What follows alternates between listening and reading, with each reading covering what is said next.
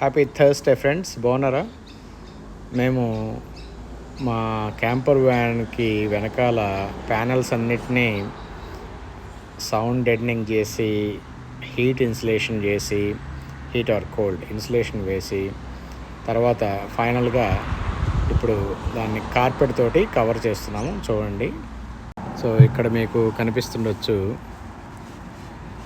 అక్కడ ఆ silver material కనిపిస్తుంది కదా, అది వచ్చేసి ఇన్సులేషన్ అనమాట.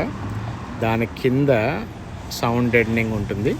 సో సౌండ్ డెడెనింగ్ ఫస్ట్ లేయర్, తర్వాత ఇన్సులేషన్, ఆ తర్వాత ఫైనల్గా కార్పెట్. సో ఇంకా కార్పెట్ ఈరోజే మొదలు పెట్టాము కార్పెట్ వేయడం. And I think it's coming along nicely. What you say? ఇది carpet piece. And that's a big roll of carpet. So sound deadening material ఇలా ఉంటుందన్నమాట. సో ఈ సౌండ్ డెడెనింగ్ మెటీరియల్ పైన ఇన్సులేషన్ వస్తుంది, ఆ ఇన్సులేషన్ పైన కార్పెట్ వస్తుంది అనమాట.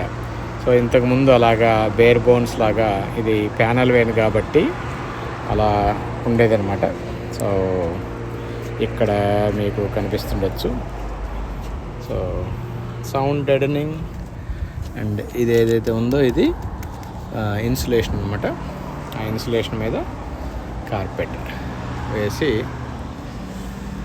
ఇలా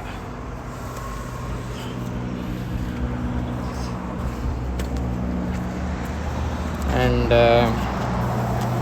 నిన్ననే నెంబర్ ప్లేట్ కూడా పర్సనలైజ్డ్ నెంబర్ ప్లేట్ పెట్టామన్నమాట.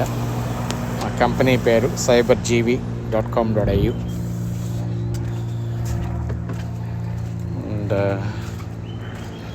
కొత్త నెంబర్ ప్లేట్ రాగానే నా వ్యాను కళ కూడా మారినట్టుగా అనిపించింది నాకెందుకు.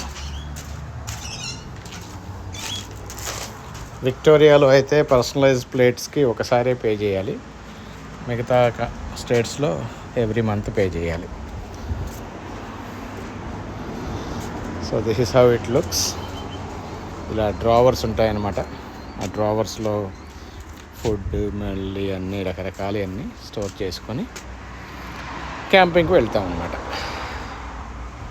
చాలా బాగుంది కదా కార్పెట్. మీ అభిప్రాయాలని కామెంట్ల ద్వారా తెలపగలరు. చేర్స్.